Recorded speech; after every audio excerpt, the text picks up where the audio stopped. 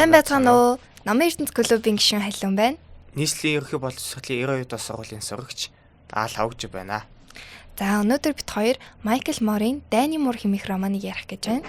За хоёулаа номынхаа үйл явдлаараа ном дээр маань яг юу өгүүлдэг вэ биднэрт? Ном дээр маань нэг охин эмээ хоёрын тухай гардаг. Энэ хувь хүний одоо өдрийн тэмдэглэлийн тухай. Тэгээд эмээ нь болохоор охиндоо одоо нас орохоос өмнө нэг тэмдэглэл үлдээсэн. Тэрийг нь охин нь уншиж байгаагаар яг тэр үйл явдал нь болж байгаа гэсэн үг. Тэгээд за эмээ нь яг ач охин шиг байхаа үеийнхээ тийм одоо жоох охин байхдаа өдрийн тэмдэглэл хөтэлдэг байсан юм л. За тэгээд яг он сар өдөртөөгөө ингээд хэд оны гээд 40 хэд оны үеийг өгүүлж байгаа. Яг тэр үеийнхаа ингээд яг өдөр тийм болсон үйл явдал тиймэрхүү тодорхой зүйлүүдийг бичиж тэмдэглэсэн. Хувийн өдрийн тэмдэглэл маяг тиймэрхүү ном л. За тэгвэл яг ямар үйл явдал гардаг вэ? Тэмдэглэл дээр юу өгүүлсэн бэ? Тэмдэглэл дээр болохоор өдөр тутмынхаа л амьдралыг л өгүүлж байгаа. Дайны муур гээд яг холбогдож байгаа л да нэгтэйгээ tips гэд мууртай. Эмхтэй мууртай. Тэр муурныхаа тухай тэгээд өөрхөн гэр бүл бас дайны тухай. Номыг маань яагаад Дайны муур гэж нэрлэх болсон юм бэ? Тэр охины одоо аав нь ер нь гэр орныхоо бүхэл ажлыг хийдэг гэж байгаа. Тэгээд өөрөө сайн дураар цэрэгт явсан юм байл. Явхаас өмнө муур нь зулзаглаад зулзгнуудын нөгөө асарч хамгааж тэжээж чадахгүй болонгуудаа бүгдийн шуудаан тэгээд гол руу хайцсан гэд. Тэгээд охин нь аавд амар уурлаад та тэр дайнд яваад тэр чигтээ үхээрээ гэд тийм хэлсэн юм лээ. Тэгэл би яг ингэж л холбогдсон юм байна даа л гэж бодсон. Тэгвэл ном дээр маань муурынхын тухай өгүүлдэг үү? Муурын тухай өгүүлдэг. Муур нь болохоор жоохон аймхаад ч юм уу тиймэрхүү төрлийн муур. Тэр охины одоо амьдарч байгаа тэр тосгон байгаа жижиг. Тэр тосгонд нөгөө Америк цэргүүд бэлтгэл хийнэ гэж яриад одоо ингээд та бүхэн ингээд нүүцгээ гэд. Тэгээ нүүсэн чинь нөгөө tips муур маань байхгүй болцсон. Алга болцсон. Одоо тэр газруудыг минжүүлээд тийм нөгөө яг тусгай цэргүүдийн бэлтгэл сургалт хийдэг газар болгоод tipsийг он нилээ хоногийн дараа цэргүүд буцааж олж өгсөн юм байл. Алга болжсэн. Тэгвэл одоо Дайны муур гэж нэрлсэн чинь муур маань гол дүр байх тийм ээ. Муур маань ягч нээгч тийм гол дүрч гэж хэлэх юм чи сайн шин. Гэтэ бол нэлээд их гарддаг юм аа. Ном дээр.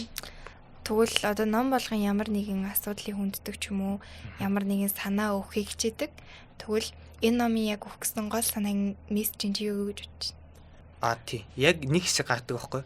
Өвөн одоо тэр охины багш нь охины гэрт нь орж ирээд одоо та хэд ингэ нүүчхээ. Тэ? Миний нөхөр одоо ингэ еврей хүн байсан. Яг нөгөө дэлхийн 2 дахь дайны үед нацист германчууд еврейчүүдийг нөгөө устгаж исэн. Тэгээд тэр багш нь өөрөө еврей хүн байсан. Нөхөр нь бас тийм хүн байсан байгаа. Тэгээд нөгөө нөхөрийнхэн сууж явсан усан онгоцын германчууд дэлбэлж устгаад тэгээд нөхөр нь нас орцсон. Ингээ би нөхөрийнхээ төлөө улс их орныхаа төлөө ингээ таныг нүүгээсэй гэж хүсэж байна гэд тэр охины өвөд нь хэлсэн байхгүй. Тэгээд өвөө нь болохоор жоохон зөрүүдэд би нүүхгүй гэд байсан. Тэгээд тэр багш үгийг сонсоод нүдэндээ нулимстай гараа авсан гэж байгаа байхгүй. Тэгээд эргэж харж хэлэнгүүтээ багшаа би танд юм хэлэхэд намайг баг хахад тань шиг юм багш надад байсан ч болоосаа гэж хэлсэн.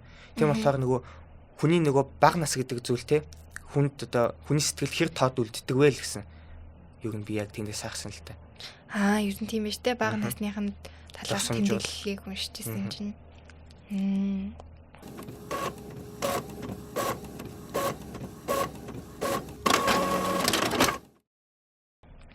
За тэгвэл Дайныг одоо энгийн хүмүүсийн амьдралд үзүүлж буй нөлөөлөл амьдралынх нь хэв маяг ирээдүйн амьдралд нь хэрхэн нөлөөлж байна вэ?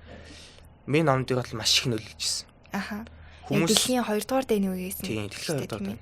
Яг 43 44 оны үеийг харуулж ирсэн. Тэгээд хүмүүс нөгөө нүүхээр болоод зарим нь нөгөө баян айлууд нь тэгэл очиод газар мазар хөдөлтөж аваад амьдардаг ч юм уу. Заримуд нь болохоор нөгөө хамаатан садны дэ очиод амьдардаг ч юм уу. Манай яг гол дүрийн гэр бүл маань болохоор хамаатныхаа ахынд очиж амьдардаг.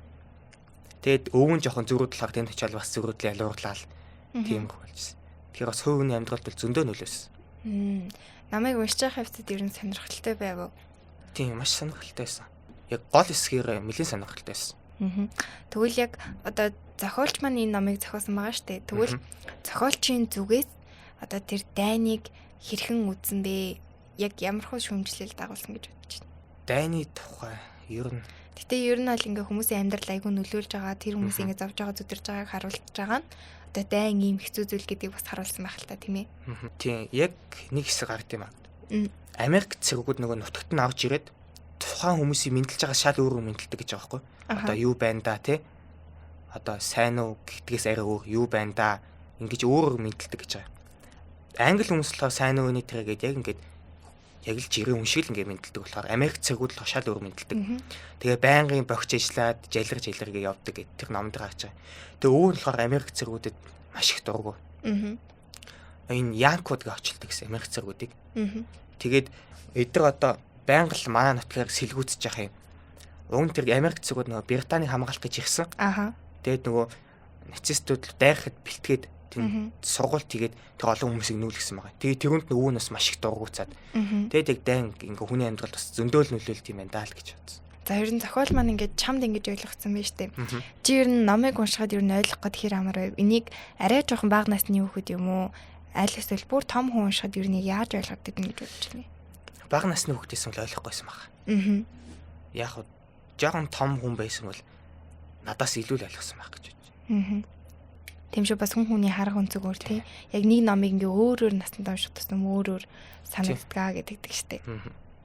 За тэгвэл энэ зохиол ингээ орчин үеийн уншигчид буюу ингээд бид нар те ингээ залуу хүмүүсийг ямар сургамж өгнө гэж бодож байна вэ? Одоо зүрүүд дураараа бити байгаарай ч гэдэг юм уу. Тиймэрхүү. Нөгөө муур маань алга болоод тэгээд охин нь ингээд хайх гээд нөгөө цэргийн бэлтгэл сургуультай газруудаар ингээд хамаагүй тэний яваад идэг байхгүй. Тэгээ нөгөө цэргүүд нь уурлаад тесрэх бөмбөг энүүгээр чинь байгаа штеп. Тийм ингээд үхэж магадгүй. За хүхгүй махад ядаж тэгэхэр дутууж магадгүй ш тэгээд анхааруулдаг байхгүй. Гэтэл тэрийг тоохгүй ингээл муур хайгаа л яваад идэг.